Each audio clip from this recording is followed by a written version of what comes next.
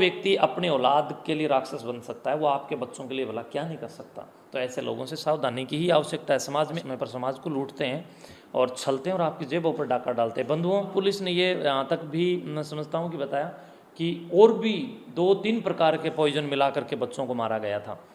आएगा वो जिस दिन इन पाखंडों की भी पोल पटियाँ खुलेंगी, जब इस समाज को समझ में आएगा। तो मैं समझता हूँ कि धर्म वो नहीं है जो तुम्हें इन तांत्रिकों के द्वारा, पाखंडियों के द्वारा दिखाया जा रहा है। सारे दर्शकों ने प्रियंका कोहाड़ की राम राम।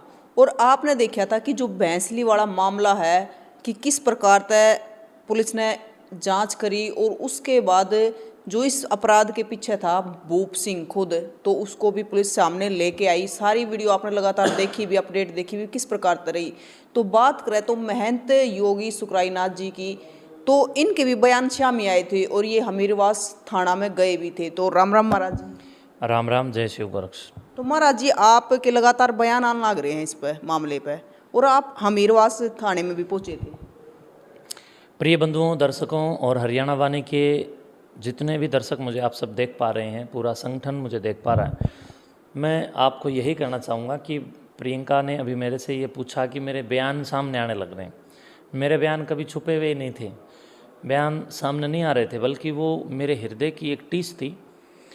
क्योंकि जिस प्रकार से मैं समझता हूँ कि जितने भी तांत्रिक लोग थे, जितने शाणे, सेवड़े, पाखंडी, ढोंगी, तांत्रिक, सब के सब गंदी नाली के कीड़े इस ऐसे समय के अंदर एक माहौल तैयार कर रहे थे समाज में, एक ऐसा माहौल क्रिएट कर रहे थे जिससे समाज में डर और दहशत कहीं ना कहीं स्थापित हो, और उस दहशत की आड़ में इन पाखंडियों के बिजनेस फिर चमकें और फिर चलें और लोग डर जाएं।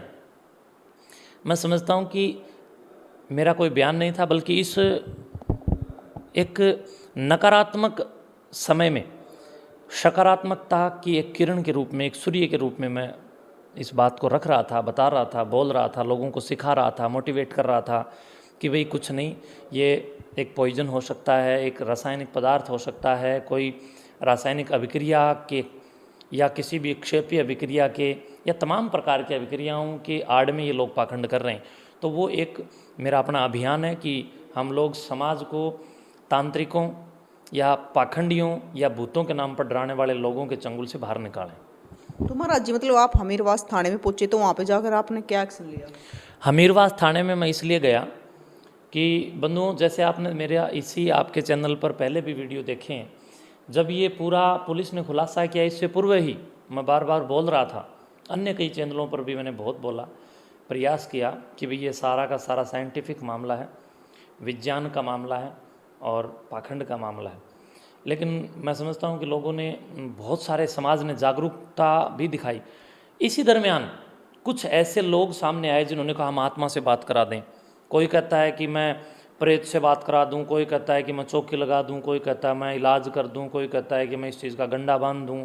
किसी भी प्रकार से समाज को बेवकूफ़ बनाने का और बुद्धू बनाने का जो लोग काम कर रहे थे, तो उन सब का हमने कुछ समय तो हमें लगा, उनकी वीडियो आदि या उनके कुछ सबूत आदि इकट्ठा करके फिर हम राजस्थान की पुलिस से संपर्क करके वहाँ हमीरवास थाने में नियमानुसार गए और नियमानुसार विधिवत रूप से आत्माओं से बात कराने वाले उस रमेश और उसकी चेली, इसके साथ साथ लगभग कई और ऐसे तांत्रिक हैं जिनके मैंने इस एप्लीकेशन में नाम लिखे हैं, जो ये 2 पेज की एप्लीकेशन है। ये एप्लीकेशन हमने वहाँ हमीरवास थाने में पुलिस को दी है और पुलिस को दे करके इसमें इन 3, 4, 5 के आसपास हैं, ये लगभग 7 हैं। तो एक इसमें से मैं समझता हूँ कि वो जो वीडियो में गलत रूप से नाम आ गया था वो हमने बाद में कटवाया है। तो इन काफ़ी लगभग 7-8 हो गए ये, इनके ऊपर हमने एक एप्लीकेशन दर्ज करवाई है कि भी FIR दर्ज हो और उनके ऊपर कानून का डंडा चले, और जितने भी पाखंडी भविष्य में भी इस प्रकार का पाखंड करेंगे उनके ऊपर भी हम कानूनी कार्रवाई इसी तरह कराएंगे और उन लोगों को जेल की हवा भी खिलाएंगे और सरकार के द्वारा खोली गई जेल, उन जेलों की दाल की रोटी भी वहाँ खाने के लिए मजबूर करेंगे। तो महाराज जी, अगर गांव की बात करें ना, मतलब हर एक गांव में कई पाखंडी मिल जाते हैं। हाँ, बिल्कुल मिल जाते हैं। इसी पूरी की पूरी तत्वदर्शिता में, इस पूरी की पूरी यात्रा में, इस भैंसली कांड के प्रकरण में समाज को सीखने को भी अगर एक ढंग से देखें तो मैं समझता हूँ कि बहुत कुछ मिला है। आप देख सकते हैं कि किसी भी तांत्रिक में दम नहीं था। ये भूप अर्थात ये भूत, यानी जो ये कातिल, ये षड्यंत्रकारी, ये दरिंदा, ये जल्लाद वहीं इन्हीं तांत्रिकों के बीच में उसी घर में रह रहा था। इतने सारे तांत्रिक आए, सब बड़े बड़े दावे ओपरी पराई की कर रहे थे। भूतों को देखने का दावा करने वाले लोग भूप को देख ही नहीं पाए, जो भूप रूपी भूत उन्हीं के बीच में बैठा था।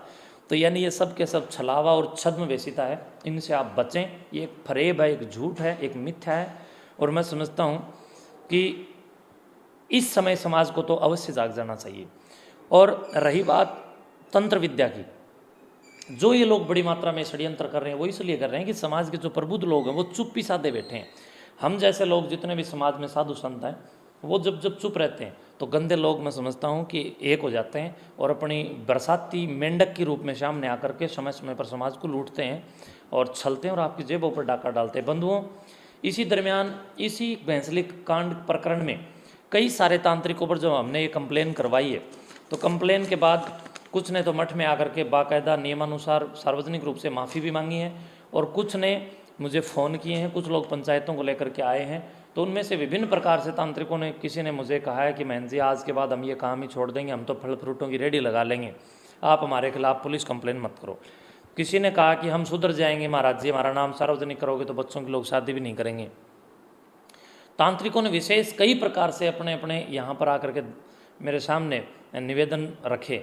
तो मैं समझता हूँ कि एक सामाजिक प्राणी होने के नाते, एक समाज का जिम्मेदार व्यक्ति होने के नाते और नाथ संप्रदाय के आई पंथ की प्रमुख गद्दी पर विराजमान होने के नाते मुझे ये भी सोचना पड़ता है कि हम क्या करें और क्या ना करें। तो बड़ा सोच समझ करके मैंने फैसला लिया है कि कुछ पर तो जिन्होंने माफ़ी मांगी सुधर गए उनको छोड़ दिया, और जो लोग नहीं सुधरे अभी तक मिले नहीं है, पुलिस उनके पीछे, उन पर हमने पुलिस कार्रवाई करा दी है। और आगे भी मैं इस बात की चेतावनी दे रहा हूँ कि कोई भी पाखंडी अगर पाखंड करेगा, समाज को बेवकूफ़ बनाने का प्रयास करेगा, धर्म के नाम पर गंदगी फैलाएगा, तो उसके ऊपर सुकराईनाथ एड्डी रगड़ देगा। हम लोग साधु संत इकट्ठा होंगे, ज़रूर हम एक संगठन बना रहे हैं और जिसमें कुछ अच्छे पत्रकार भी हों, कुछ अच्छे संत भी हों, सैनिक भी हों, चिकित्सक भी हों, शिक्षक भी हों। वो उन लोगों का एक संगठनात्मक जो ढंग होगा, मैं समझता हूँ वो समाज के लिए एक प्रेरक होगा और इन पाखंडियों के लिए कहीं ना कहीं जेल का रास्ता दिखाने का काम करेगा। महाराज जी देखो, ये तो आपने करवा दिया, लेकिन बहुत सारे अगर पत्रकारों की भी बात करें या फिर सोशल मीडिया पे बात करें तो मतलब खुद इन पाखंडियों को बढ़ावा दिया जाता है। कुछ पत्रकार पत्तल चाट बन गए हैं। बंधुओं, मैं समझता हूँ कि 5-5 हज़ार रुपये ले करके इन्हीं तांत्रिकों की ऐड अपने यूट्यूब शादी के ऊपर लोग ये कुछ पत्रकार कर रहे हैं। मैं समझता हूँ कि यूट्यूब आदि के माध्यम से, टीवी आदि के माध्यम से, अखबार आदि के माध्यम से इन तांत्रिकों का प्रचार होता है और समाज फिर इन तांत्रिकों के प्रभाव में आता है और वहाँ जा कर के मैं समझता हूँ कि लुटता है। इनके ऊपर भी हम कार्रवाई करेंगे। मैंने 2015 के अंदर, 16 के अंदर भी लगातार करवाई थी और पिछले काफ़ी सालों से कितने सारे तांत्रिकों को हमने पुलिसिया कार्रवाई करवा करके अंदर भी करवाया। कानून का सारा और जन जागरूकता हम अंततः करते रहेंगे और आखिरी तक करते रहेंगे। मेरी तरह आप सब भी अगर लग जाओ, हम सब मिलकर के अगर अपने समाज को बचाने के लिए इन तांत्रिकों के और जो गलत पत्रकार बन करके, कुछ लोग ऐसे हैं जो कि अपनी पत्रकारिता की आड़ में सिर्फ और सिर्फ पैसा और पैसा ही कमाना चाहते हैं और उनको इस पैसे की हवस ने इतना मार दिया है, इतना कायर, इतना कमज़ोर बना दिया है कि उन लोगों को ये तनिक फर्क नहीं पड़ता है कि उनके द्वारा दिखाई गई सामग्री अर्थात कंटेंट्स से समाज में क्या संदेश जा रहा है। इस प्रकार के यूट्यूबर्स आदि जितने भी, उनको भी कहीं ना कहीं समझना चाहिए, देखना चाहिए, जानना चाहिए कि आप क्या कर रहे हैं, समाज को क्या परोस रहे हैं, आप क्या दे रहे हैं, उससे समाज से क्या आ रहा है। महाराज जी आप तो परिवार से भी मिले थे और बाद में आप मेरे ख्याल से भूप सिंह से भी मिले, आपने उसको भी देखा कि मतलब घर का ही सदस्य है इसके पीछे था, तो उसके बारे में क्या कहना? तो मैं पहले ही कह रहा था, घर का ही सदस्य। आप अपनी मेरी पुरानी वीडियो देखिए, मैं उनमें भी बार बार कह रहा था। और अभी भी मैं जब वहाँ गया तो पुलिस मेरे सामने ही उसको लेकर के वहाँ पर आई और उस व्यक्ति के तो चेहरे पर तनिक भी मानवता का कोई सिकन भी नहीं थी।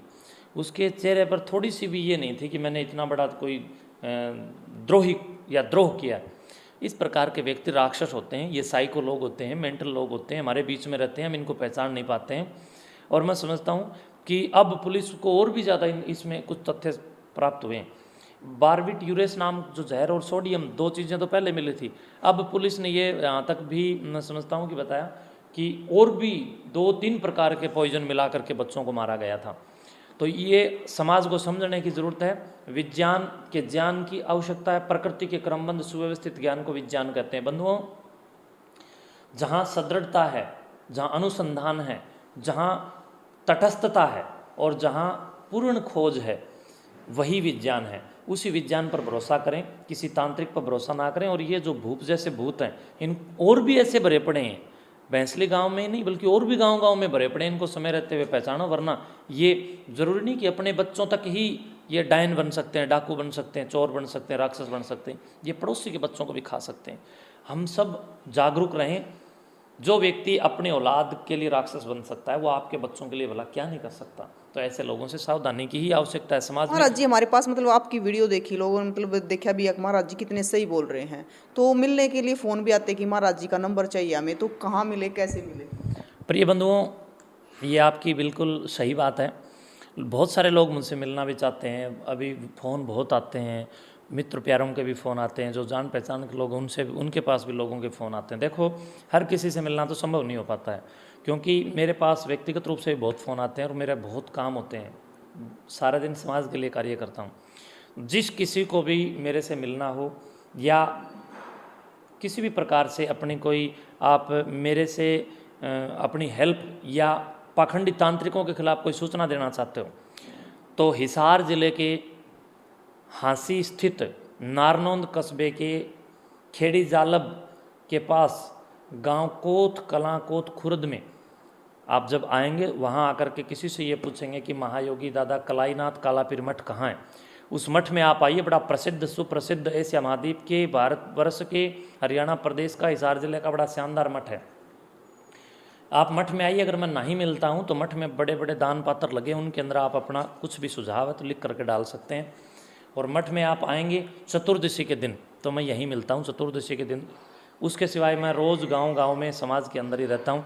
फिर भी अगर कोई मिलना चाहता है तो कोत कलां दादा कालापीर मठ में आइए। यहाँ आपको मिलने के मैं समझता हूँ कि यहीं चांस बनेंगे, मैं यहीं मिलता हूँ। महाराज जी एक सवाल और, मतलब कुछ लोग पाखंड के खिलाफ बोलते हैं लेकिन उसको धर्म के साथ जोड़ दिया जाता है। देखिए, धर्म के मायने ही लोगों ने बदल डाले। अब आजकल जो धीरेन्द्र शास्त्री जैसे लोग जो पाखंड फैला रहे हैं, ये भी सेम ये ऐसी ही घटना है। जैसे आप देखो, सैकड़ों तांत्रिक निकल करके आ गए थे बैंसली कांड में। लोगों ने सोचा भी ये तांत्रिक में से कोई एक आधा सच्चा होगा, कोई सच्चा नहीं पाया। इसी तरह समाज जब बैंसली गांव में इतने तांत्रिकों के द्वारा जो बहका हुआ था, धीरेन्द्र शास्त्री से भी ऐसे ही बहका हुआ समाज है। एक दिन आएगा वो, जिस दिन इन पाखंडों की भी पोल पटियाँ खुलेंगी।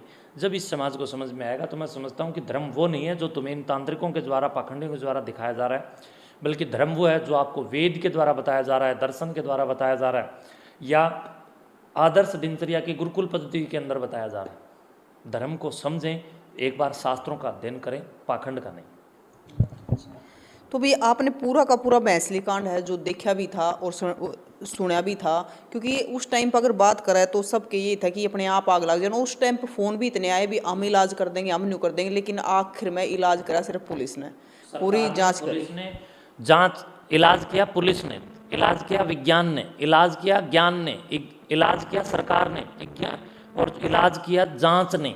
तो इसलिए मैं समझता हूँ जांच निष्पक्ष अगर होगी तो बड़े बड़े परत उखड़ती हैं और फिर पता चलता है कि इसके अंदर रस कितना है और गंदगी कितनी है। तो बैंसली कांड की जांच, राजस्थान पुलिस धन्यवाद की पात्र है। बैंसली कांड की जांच विज्ञान की जीत, और विज्ञान इसके लिए शुभकामनाओं की पात्र है। और महाराज जी कहीं ना कहीं एक संदेश भी बहुत अच्छा गया है। मैं कहता हूँ बड़ा जेन्युइन संदेश समाज में गया। अभी भी नहीं जागे तो कभी भी नहीं जाग सकोगे। तो शायद वो है ना अधूरा रह जाता ना, उसकी जांच नहीं होती तो लोगों तक वहीं रह जाता कि ये भूत प्रेत ही है। अगर उसकी पूरी जांच हुई तो सामने आ गया। हाँ, मैं यही तो कह रहा हूँ ना, साइंस आपको ये बता देगी, साइंस एक अनुसंधान है। जब मैंने आपकी पहले वीडियो में भी कही थी कि जो लोग आपको डराते हैं तो आप समझिए कि वो आपको अंधेरे में ले जाने का प्रयास कर रहे हैं। अंधेरे में ले जाने का प्रयास अर्थात वो अपनी कंपनी की बैटरी बेचना चाहते हैं। तो इन तांत्रिकों ने और इन मौलवियों ने, मुल्लाओं ने, पादरियों ने और पाखंडियों ने, पुच्छागरों ने, इन लोगों ने, इन जल्लादों ने समाज के अंदर माहौल ही ऐसा क्रिएट कर रखा है कि इनकी संख्या ज़्यादा है और हम जैसों की संख्या कम है जो जागरूकता फैला रहे हैं। तो जिनकी संख्या कम है उनकी बात पर ध्यान समाज कम देता है।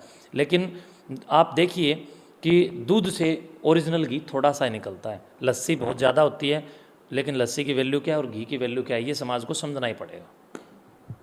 तो भाई आपको भी बताना है कि मतलब आपने जो सारा का सारा मामला देखा था, उसके बाद जो जितने तांत्रिक आ रहे थे वो तांत्रिक कहाँ हैं? उनका क्या कहना है?